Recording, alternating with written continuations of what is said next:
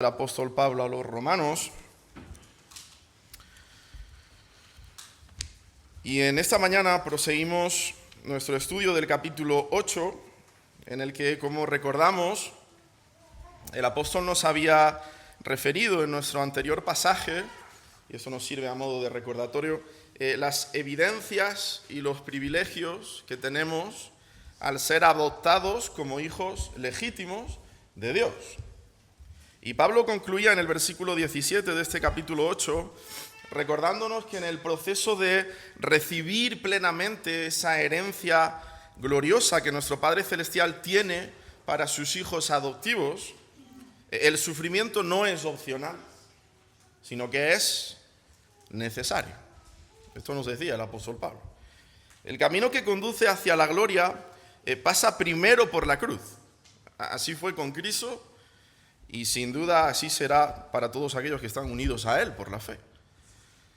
Y no es que se requiera de nosotros una medida específica de sufrimiento para entrar en la gloria, como si nosotros tuviéramos ahora que pagar nuestra salvación por medio del sufrimiento. No.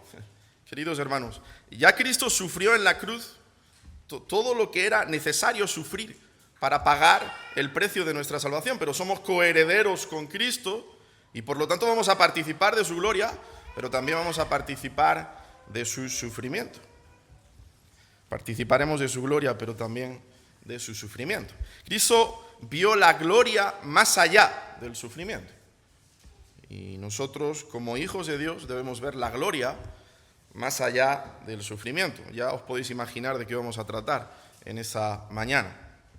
Porque este es el tema central de Pablo en Romanos capítulo 8, versículos 18 al 27, y he querido titular este pasaje amplio y profundo que nos ocupa en esta mañana de esta misma manera que hemos citado, ¿no? La gloria más allá del sufrimiento. La gloria más allá del sufrimiento. Vamos a dar lectura entonces a este pasaje, Romanos capítulo 8, versículos 18 al 27, y dice así el apóstol Pablo: Pues considero que los sufrimientos de este tiempo presente no son dignos de ser comparados con la gloria que nos ha de ser revelada, porque el anhelo profundo de la creación es aguardar ansiosamente la revelación de los hijos de Dios.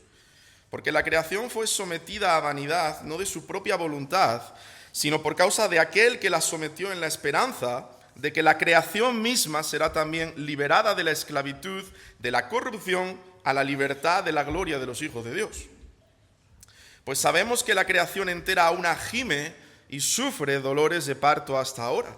Y no solo ella, sino que también nosotros mismos, que tenemos las primicias del Espíritu, aún nosotros mismos gemimos en nuestro interior, aguardando ansiosamente la adopción como hijos, la redención de nuestro cuerpo. Porque en esperanza hemos sido salvos, pero la esperanza que se ve no es esperanza, pues ¿por qué esperar lo que uno ve? Pero si esperamos lo que no vemos, con paciencia lo aguardamos. Y de la misma manera también el Espíritu nos ayuda en nuestra debilidad, porque no sabemos orar como debiéramos, pero el Espíritu mismo intercede por nosotros con gemidos indecibles, y aquel que escudriña los corazones sabe cuál es el sentir del Espíritu, porque Él intercede por los santos conforme a la voluntad de Dios. Que el Señor bendiga su palabra en esta mañana. Bueno, así como hemos citado anteriormente, el apóstol se va a ocupar en todo nuestro pasaje al que hemos dado lectura de señalar por qué vale la pena sufrir por Cristo. ¿Por qué vale la pena sufrir por Cristo? Siendo la respuesta de Pablo tremendamente necesaria para todos los que nos encontramos en el camino de la fe. Y la respuesta inicial del apóstol es el versículo 18. Pues considero que los sufrimientos de este tiempo presente no son dignos de ser comparados con la gloria que nos ha de ser revelada. Dicho de otra manera, Pablo nos recuerda a modo de introducción a todo este pasaje que vale la pena sufrir por Cristo, porque ciertamente esto nos conducirá a la gloria. Hay una conexión entre el sufrimiento y la gloria. Si somos muertos con Él, recuerda lo que dice Pablo en 2 Timoteo, capítulo 2, versículo 11, también viviremos con Él. Si sufrimos, y lo que literalmente dice el texto en el original es, si soportamos con paciencia hasta el fin en medio del sufrimiento, también reinaremos con Él. Como dice el teólogo escocés Sinclair Ferguson, el sufrimiento es el cordón umbilical que nos une al Cristo de gloria que está en los cielos. El sufrimiento es el cordón umbilical que nos une al Cristo de gloria. Pero hay una diferencia abismal entre nuestros sufrimientos presentes y nuestra gloria. En palabras más sencillas, lo que ahora padecemos es que no se puede comparar con la gloria que vamos a experimentar cuando Cristo regrese en gloria y gran poder. Es por eso por lo que Pablo emplea esa expresión, tengo por cierto, que procede de un solo vocablo en el original, logizomai, y que se empleaba en un contexto de contabilidad. Fíjate, de hecho se refiere literalmente a un cálculo numérico, razonable, un cálculo meticuloso, ¿no? De manera que Pablo nos está invitando a calcular con cuidado lo que estamos sufriendo en el tiempo presente a la luz de lo que nos espera en la gloria. Y él dice, suma y resta, suma y resta, y te vas a dar cuenta de que no hay comparación entre una cosa y la otra. No hay comparación. Mira, hermano, por grande que sea la aflicción que padezcamos, queda empequeñecida ante las bendiciones que ya tenemos en Cristo y aquellas que disfrutaremos plenamente en su segunda venida. Y por si acaso, no olvides que Pablo tenía un doctorado en sufrimiento. Basta con leer el currículum de sufrimiento de Pablo en su segunda carta a los Corintios, capítulo 11, yo os recomiendo leerlo, y en otros pasajes del Nuevo Testamento para darnos cuenta de que si había alguien que podía hablar del sufrimiento con propiedad y autoridad, ese era el apóstol Pablo. Ese era el apóstol Pablo. Por eso nos recuerda en su segunda carta a los Corintios, capítulo 4, versículo 17, que esta aflicción leve y pasajera nos produce un eterno peso de gloria que sobrepasa toda comparación. Como escuchaba de un querido expositor en referencia justo a este pasaje, esa gloria pesa tanto y es tan trascendentemente maravillosa que el sufrimiento en comparación vuela por el aire como si no pesara en absoluto. Eso es lo que nos quiere transmitir inicialmente el apóstol Pablo en ese pasaje. Cuando Cristo vuelva, dice Pablo en Filipenses capítulo 3, Él transformará el cuerpo de la humillación nuestra para que sea semejante al cuerpo de la gloria suya. Vamos a contemplar y vamos a compartir su gloria. En aquel día los justos resplandecerán como el sol en el reino de su Padre, dice nuestro Señor Jesucristo en Mateo capítulo 13. Pero esa gloria va de la mano del sufrimiento. Y es justo por eso por lo que Pablo nos va a detallar en los siguientes versículos 3 áreas en las que el sufrimiento está presente y que están íntimamente relacionadas entre sí, formando parte de ese proyecto reconstituyente que Dios tiene para su creación, camino a la glorificación. En primer lugar, el apóstol va a señalar el sufrimiento presente en la creación, versículos 19 al 22. En segundo lugar, el sufrimiento presente en la vida de los creyentes, versículos 23 al 25. Y finalmente, en tercer lugar, el sufrimiento presente en la misma persona del Espíritu Santo, versículos 26 al 27.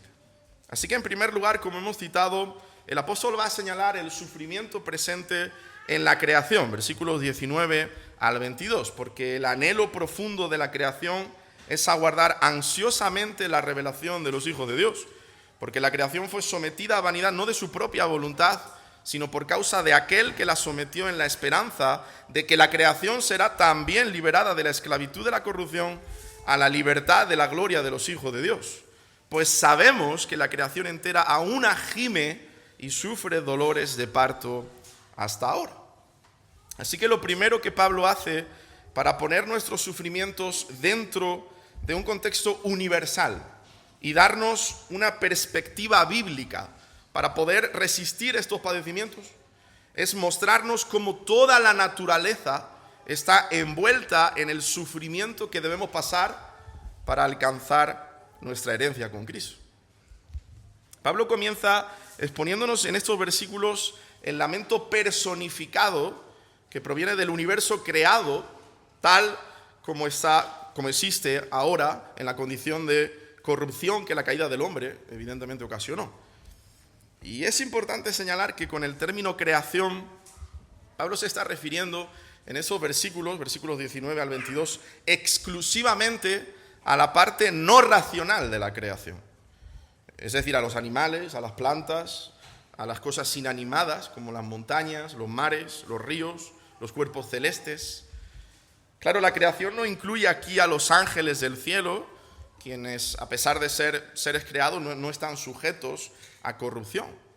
Es obvio que el término tampoco puede incluir a Satanás y a su hueste de ángeles caídos, los demonios. Claro, ellos no tienen deseo alguno de vivir en un estado de piedad y ausencia de pecado, y saben que han sido divinamente sentenciados a el tormento eterno. Los creyentes tampoco están incluidos en este término porque son mencionados un poquito más adelante, en los versículos 23 al 25, y finalmente Pablo tampoco está haciendo referencia aquí a los incrédulos. Y nos dice Pablo que el anhelo profundo de esta creación que acabamos de especificar es aguardar ansiosamente la revelación de los hijos de Dios. Bueno, esa expresión que nosotros traducimos a nuestro castellano por anhelar profundamente es muy curiosa en el original, porque se refiere de forma literal a observar con la cabeza estirada, casi como de puntillas, ¿no? Con los ojos mirando intencionalmente hacia adelante a ver qué podemos captar, ¿no? Con gran expectación. Así es como la creación aguarda con ansiedad la revelación de los hijos de Dios. Literalmente el apocalipsis de los hijos de Dios. Y recuerda que esta palabra, apocalipsis, se refiere a remover una cubierta, a descorrer un velo, a hacer una revelación. Claro, Pablo nos está diciendo aquí que la creación aguarda de puntillas, mirando, expectante, ese momento en el que la gloria venidera de Dios va a ser revelada en nosotros. Va a envolver el orden creado, lo va a glorificar, lo va a hacer con nosotros y con la propia naturaleza, que también será renovada, será restaurada y será redimida. Será entonces cuando nuestra filiación, nuestra condición como hijos de Dios, recuerda este término que mencionábamos en el pasaje anterior, va a ser revelada, va a ser reconocida públicamente. Como dice Pablo a los Colosenses en su carta, en el capítulo 3, versículo 4, cuando Cristo nuestra vida se manifieste, entonces nuestra vida sea manifestado, entonces vosotros también seréis manifestados con Él en gloria. Y finalmente seremos completamente transformados, va a decir un poco más adelante Pablo en el capítulo 8, versículo 29, según la imagen de su Hijo. Seremos perfectamente santos como Cristo y por ende tan hermosos y deslumbrantes como lo es Él. Esa será nuestra gloria. Y es ahora cuando Pablo nos recuerda la razón por la que aún no disfrutamos de esta gloria.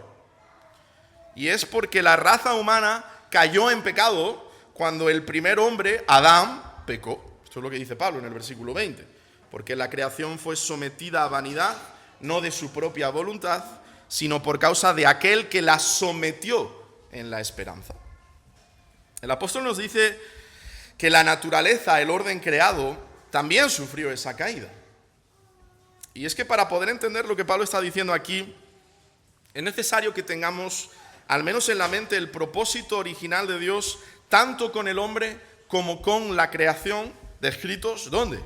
En Génesis capítulo 1, 2 y 3. Un propósito que quedó temporalmente frustrado por causa del pecado y que el apóstol, guiado por el Espíritu Santo, nos va a presentar en esta sección. Así que necesitamos comprender Génesis 1, 2 y 3 para entender lo que Pablo nos está diciendo en este pasaje. Y nos dice el libro de Génesis en sus 3 primeros capítulos que luego de crear el escenario en el que Dios habría de hacer un despliegue de su gloria, el planeta Tierra, al 6º día Él crea al hombre a su imagen y semejanza y lo coloca en el huerto del Edén para que el hombre reine como representante de Dios. Génesis 1, 26 al 30. Así que Dios crea al hombre para reflejar su presencia y su autoridad sobre todo lo creado. Pero esa imagen queda distorsionada por causa del pecado. De tal manera que los seres humanos ya no representamos a Dios como deberíamos.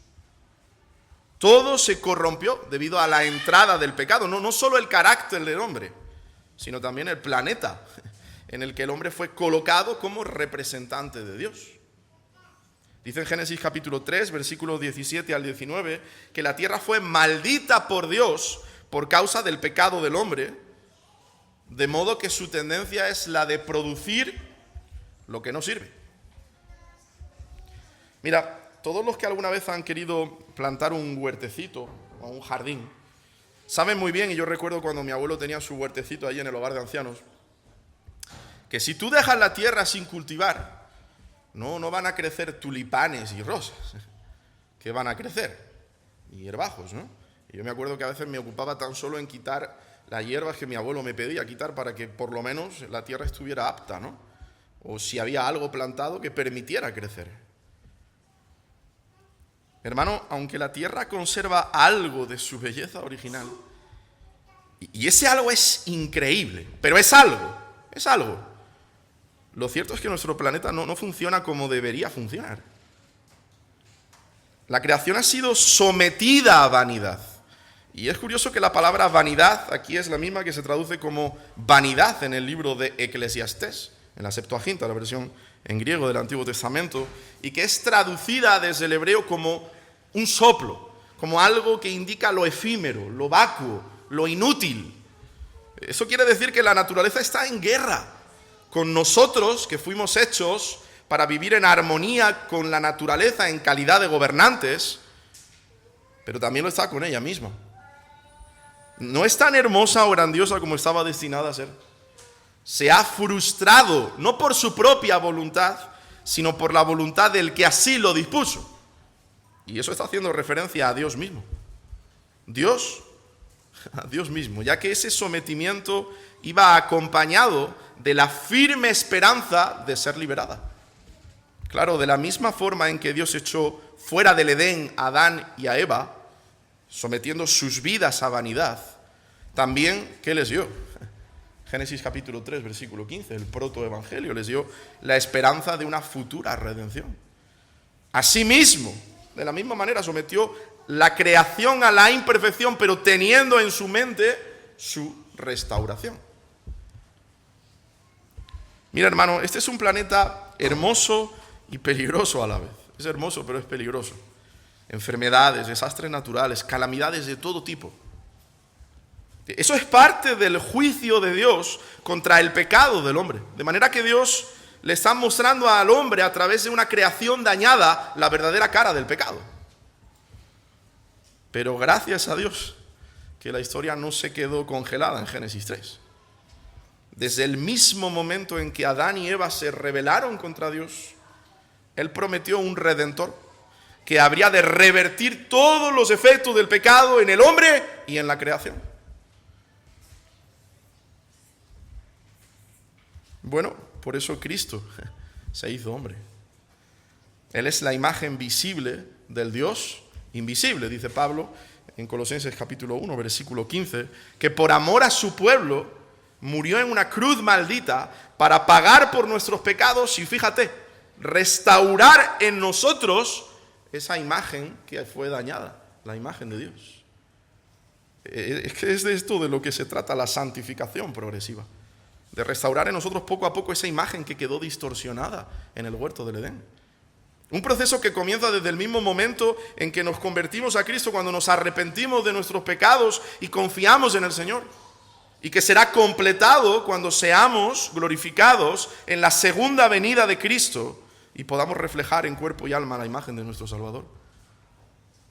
Y como el destino de la naturaleza está ligado al nuestro, el día que eso ocurra, la creación va a ser también liberada de la esclavitud de la corrupción a la libertad de la gloria de los hijos de Dios.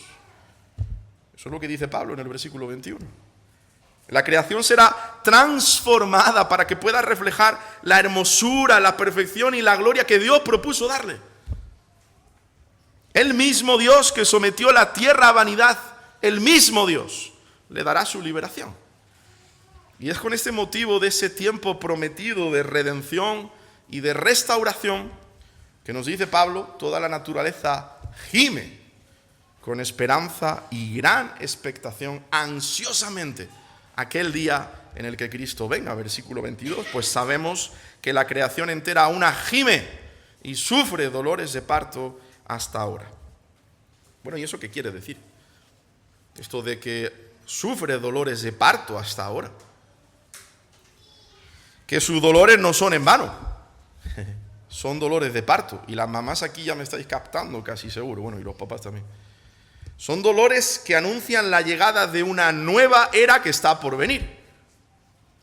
Mira, el dolor de una mujer que está a punto de dar a luz es real, pero no es el mismo dolor o tipo de dolor que experimenta, desgraciadamente, un enfermo con un cáncer terminal, ¿no? O con una enfermedad terminal.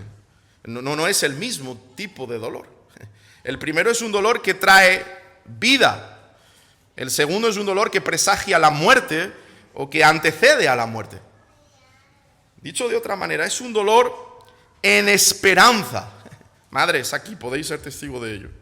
Es un dolor que a medida que se intensifica, anuncia que el niño está próximo a nacer.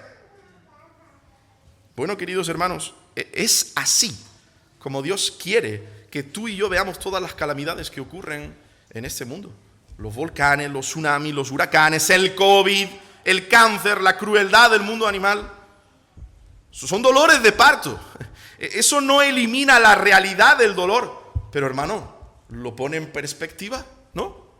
Lo pone en perspectiva desde el mismo momento en que nuestro Señor Jesucristo se levantó de la tumba al tercer día. El cosmos quedó embarazado de una nueva creación, nuevos cielos y nueva tierra, que algún día saldrán a la luz con todo su esplendor.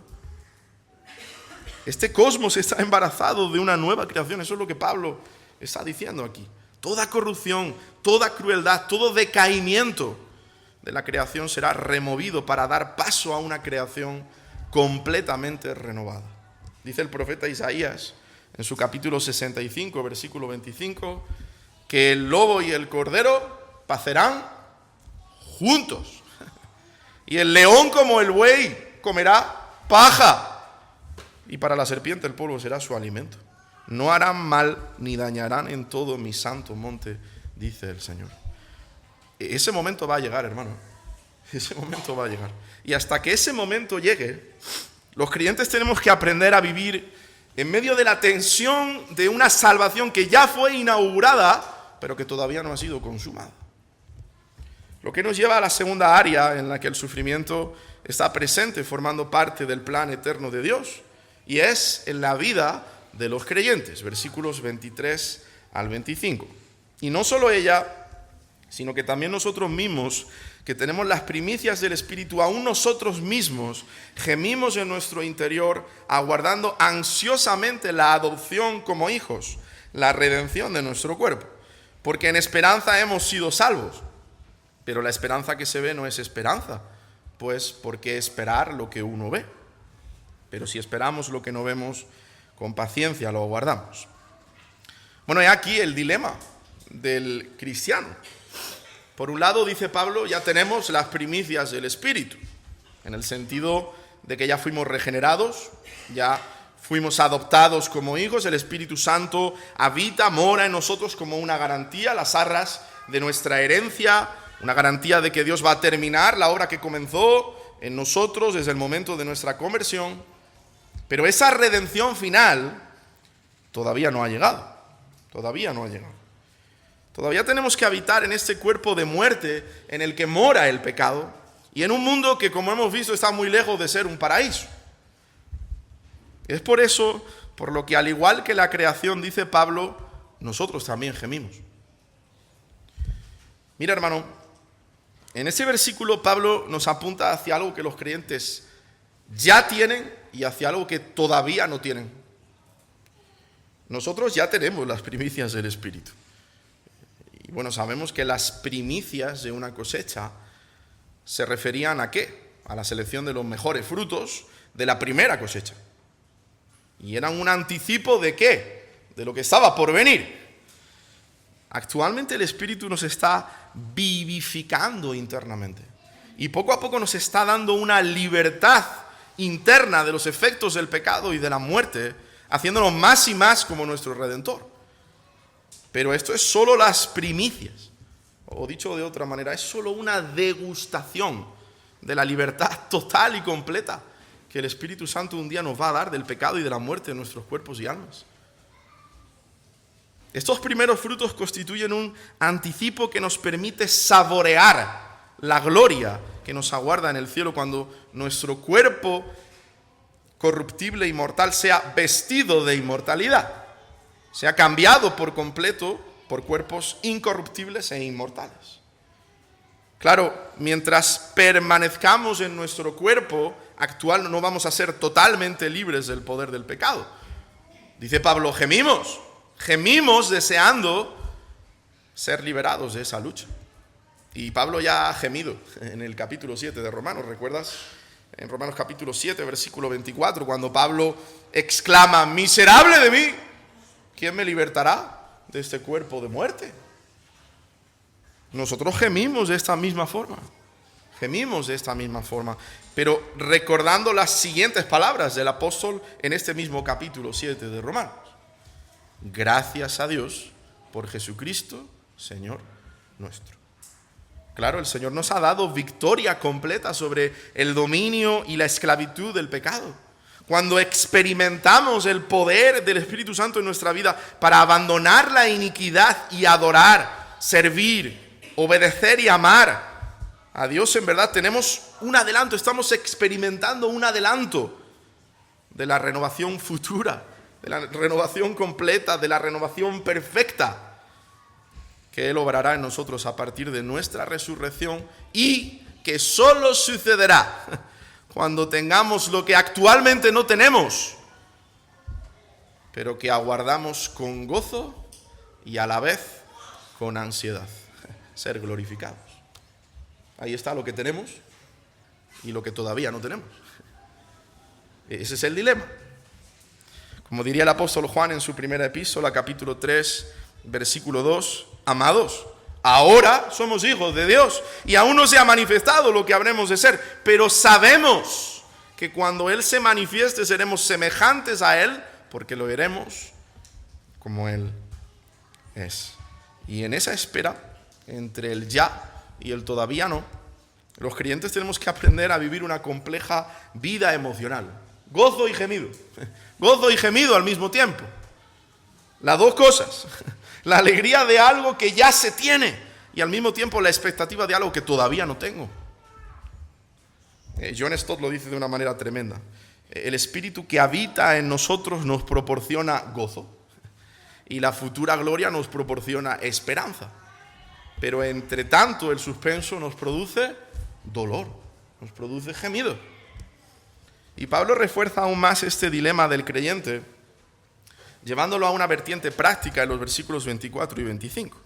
Porque en esperanza hemos sido salvos, pero la esperanza que se ve no es esperanza. Pues ¿por qué esperar lo que uno ve?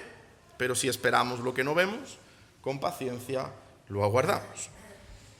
Mira, hermano, en esta vida no podemos esperar que vayamos a experimentar la realidad de nuestra glorificación, sino únicamente la esperanza de esa glorificación. Sin embargo, puesto que la esperanza del creyente está fundada en las promesas de Dios, la culminación de su salvación es más cierta que cualquier cosa que tú puedas ver con tus ojos o palpar con tus manos. Claro, recuerda que el tema principal del capítulo 8 de Romanos, y lo hemos ido recordando prácticamente en cada pasaje de este capítulo, es nuestra seguridad en el Espíritu Santo. Y Pablo no ha cambiado de tema, Pablo no ha cambiado de tema. Es cierto que en muchas ocasiones nos frustramos en nuestro proceso de santificación progresiva. A veces nos damos cuenta de que hay áreas en las que no hemos crecido como debiéramos crecer en esa semejanza a nuestro Redentor, ¿no? O tal vez nos damos cuenta de que hay pecados que sí, ya no acampan en nuestras vidas como antes, pero todavía generan réplicas que nos entristecen y nos desaniman mucho. No somos tan amorosos como debiéramos ser, o no actuamos de una manera tan piadosa de lo que la palabra nos exhorta. Bueno, hermano, hermana, es en esos momentos en los cuales debemos recordar que el dolor, tanto por ser parte de la familia de Cristo en un mundo de frustración y rechazo, como por el proceso de ser transformados a la imagen del Hijo de Dios, no se puede comparar con la gloria que en nosotros ha de ser revelada. No se puede comparar. Sabemos que aún no somos lo que un día seremos, que aún no tenemos todo lo que un día tendremos. Sabemos que todos nuestros mejores días están por venir y que llegará el día en que todos nuestros días dolorosos, esos van a quedar atrás. Aguardamos con ansiedad y sin embargo también muy esperanzados. Pablo quiere que nosotros como cristianos no nos dejemos aplastar por todas aquellas cosas que ahora mismo no son como quisiéramos, ni en nosotros ni en el mundo. Por eso nos dice en el versículo 24 que la esperanza que se ve ya no es esperanza, porque quien espera lo que ya tiene. Claro, el apóstol nos enseña que cuando se ve, la esperanza ya no es esperanza, ¿no? Pero como los cristianos esperan algo que todavía no pueden ver, han de hacerlo con ansiosa expectativa, pero a la vez en una esperanza paciente. Me encanta como lo dice John Stott. Debemos esperar, pero no tan ansiosamente que perdamos la paciencia, ni tan pacientemente que perdamos la expectativa. Déjame leerlo de nuevo. Debemos esperar, pero no tan ansiosamente que perdamos la paciencia, ni tan pacientemente que perdamos la expectativa. Pablo nos llama a que nos pongamos las gafas de la fe para aguardar con paciencia y expectativa lo que no vemos, pero sí sabemos. Lo sabemos, claro, sabemos que nuestro Dios es fiel, sabemos que nuestro Dios cumplirá todo lo que nos ha prometido en Cristo. Así que aguardamos con ansiedad y sin embargo también esperanzados. Lo que nos lleva a la tercera y última área en la que el sufrimiento está presente, formando parte del plan eterno de Dios, y es en la misma persona del Espíritu Santo, versículos 26 al 27. Y de la misma manera, también el Espíritu nos ayuda en nuestra debilidad, porque no sabemos orar como debiéramos, pero el Espíritu mismo intercede por nosotros con gemidos indecibles. Y aquel que escudriña los corazones sabe cuál es el sentir del Espíritu, porque Él intercede por los santos conforme a la voluntad de Dios. Bueno, Pablo revela aquí una verdad que trae al corazón de todo creyente un consuelo inmensurable. Y es que el Espíritu Santo se coloca al lado de los redimidos y de la creación entera para gemir junto a ellos por la llegada de aquel día final en el que seremos restaurados plenamente por Dios en su reino eterno de justicia. Y es que la expresión con la que Pablo introduce el versículo 26, y de la misma manera, nos lleva a entender que no solo el estado presente de la creación, ni tan solo la esperanza futura del creyente son razones suficientes de por qué vale la pena soportar nuestros sufrimientos por Cristo y agarrarnos fuertemente a nuestra esperanza en medio de la futilidad, del decaimiento, de la tribulación, sino que Pablo ahora dice, y de la misma manera, del mismo modo, el Espíritu Santo mismo, hermano, nos ayuda en nuestra debilidad. En este contexto, debilidad se refiere sin duda alguna a nuestra condición humana, no a debilidades específicas. Claro, estamos envueltos en un cuerpo de pecado que nos genera una lucha persistente con el Espíritu, continuamente. Pero fíjate, a pesar de esa lucha, ¿sabes lo que hace el Espíritu? Nos da literalmente una mano de ayuda. Eso es lo que dice aquí el apóstol Pablo. Literalmente en el original nos echa una mano en nuestras luchas. El Espíritu Santo mismo comparte nuestra carga y lo hace en un ámbito muy específico, en nuestras oraciones, Ya resaltábamos en los versículos 12 y 13 de Romanos 8 la importancia de la oración en ese proceso de mortificar nuestro pecado en dependencia del Espíritu. Y Pablo vuelve a señalar lo mismo pero ahora con la ayuda gloriosa de la tercera persona de la Trinidad. Mira, hermano, hay momentos en los que no sabemos qué pedir, porque no sabemos orar como debiéramos.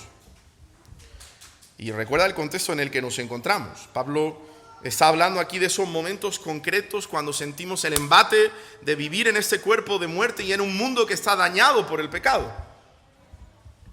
Cuando nos sentimos tan perplejos, tan confusos, tan débiles, que no sabemos qué pedir.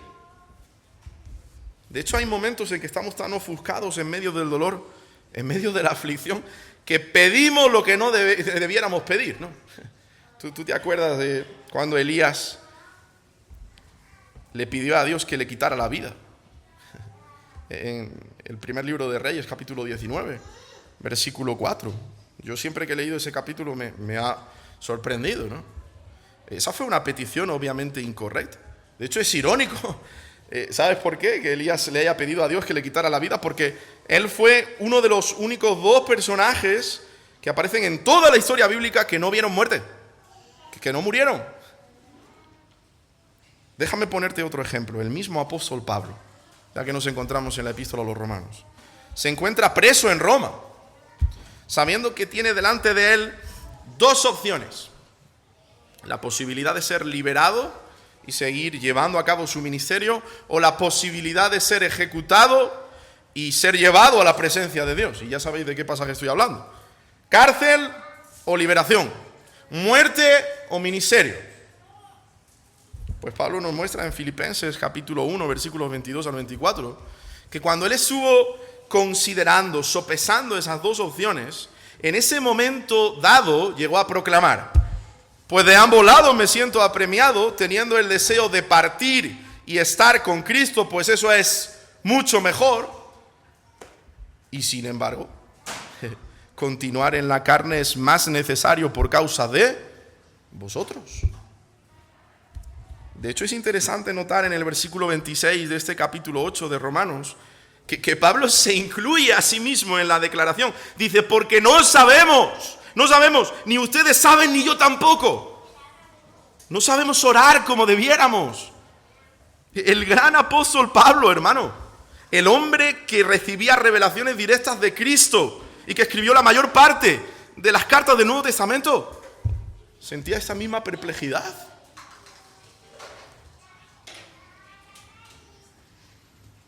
Así que, hermano, cuando estés en esos momentos en los que no sabes qué pedir, estás en buena compañía. Estás en buena compañía. Cuando estés enfrentando una profunda pérdida personal, o luchando con una decisión de cierto calibre, o enfrentando tus propios fracasos y luchas, y no encuentres las palabras, recuerda que aunque el vocabulario del hombre sea insuficiente, el lenguaje del Espíritu no lo es. No lo es. Gloria al Señor, que Él es lo suficientemente poderoso como para tomar nuestras oraciones, completarlas y hacerlas tremendamente poderosas, dándonos mucho más de lo que pedimos o entendemos.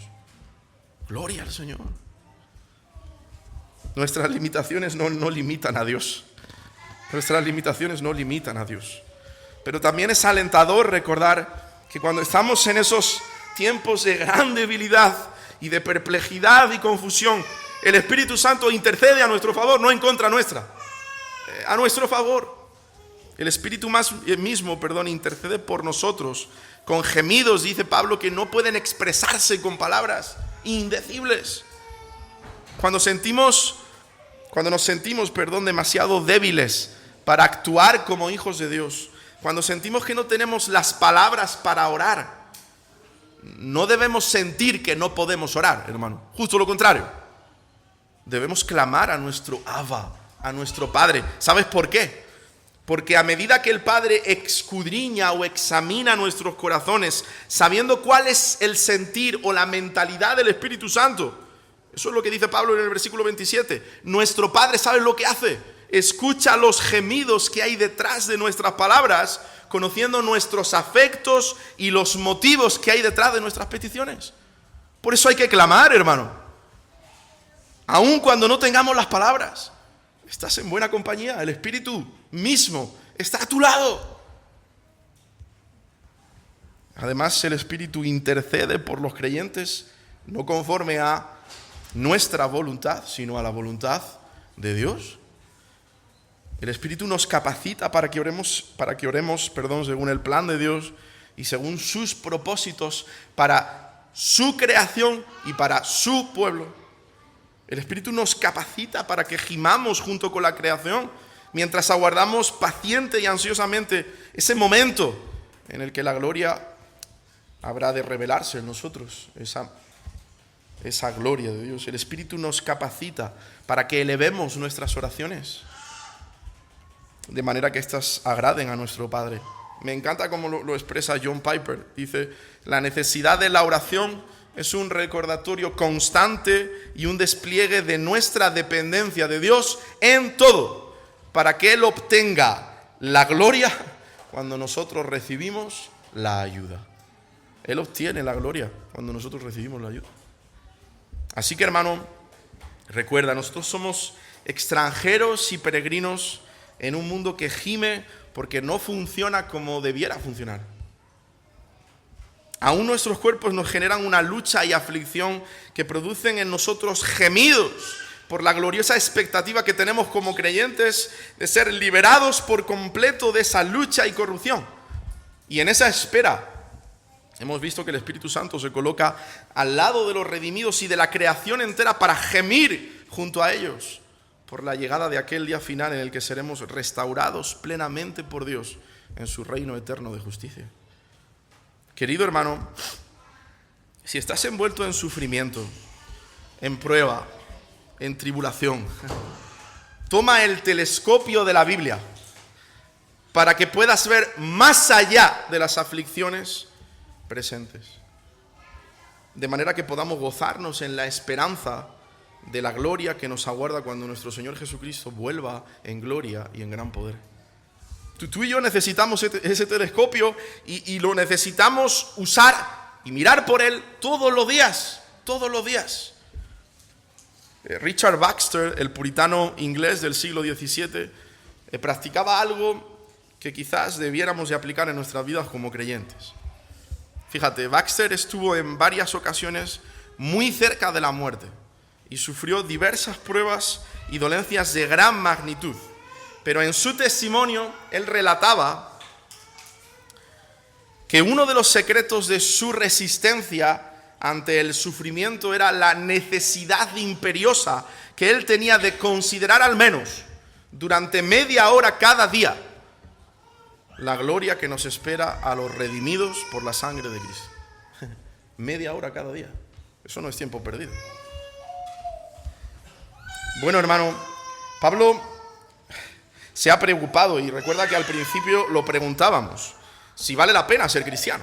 Bueno, yo creo que Pablo se ha preocupado en darnos razones de peso de que no solo vale la pena ser cristiano, sino que vivir para Cristo es la única vida que vale la pena ser vivida. Es la única vida que vale la pena ser vivida.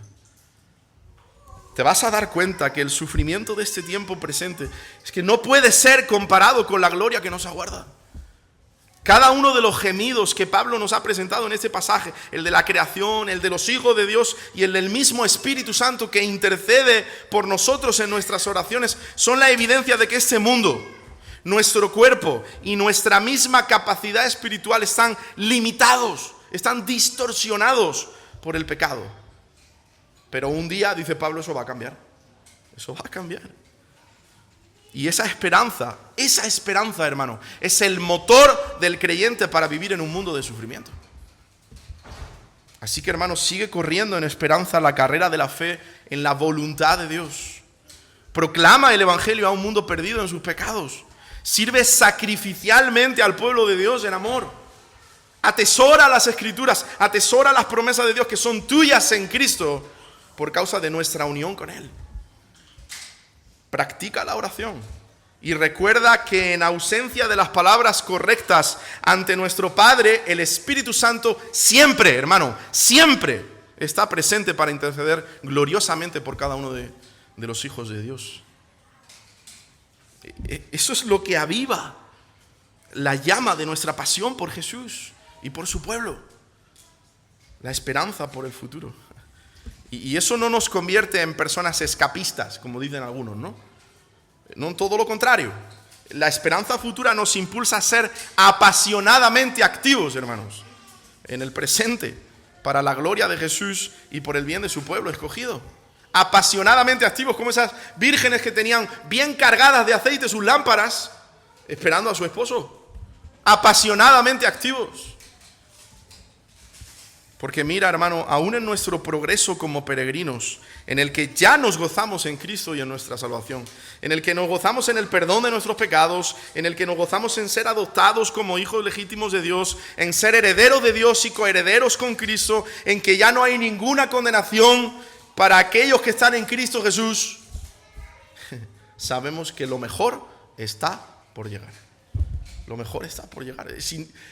¿No te son suficientes las razones del capítulo 8 de Romanos? Pablo te dice, lo mejor está por llegar. Lo mejor está por llegar. Si ya es impresionante el capítulo 8 de Romanos.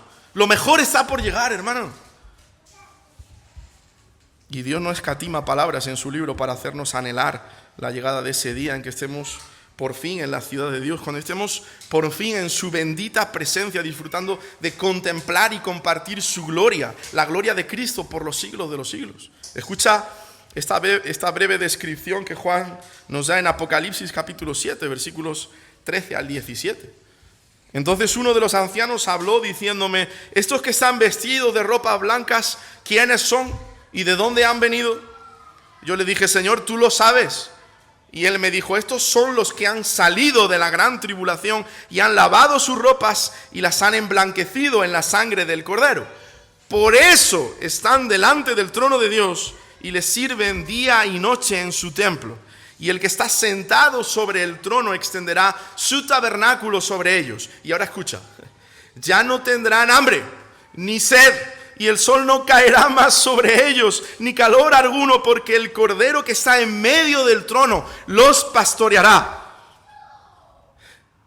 y los guiará a fuentes de aguas de vida. Y Dios enjugará toda lágrima de los ojos de ellos.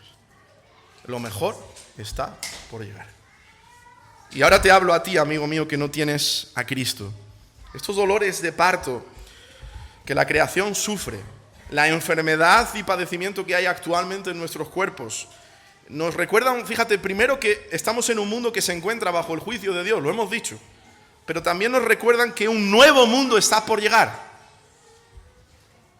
Mira, amigo, si aún no has venido a Cristo en arrepentimiento y fe, tú debes entender que Dios no toma el pecado a la ligera. Es horriblemente atroz que los hombres se hayan rebelado contra Dios y hayan decidido pisotear su gloria, ¿sabes para qué? Para buscar la suya propia. Eso es atroz, eso es horrible.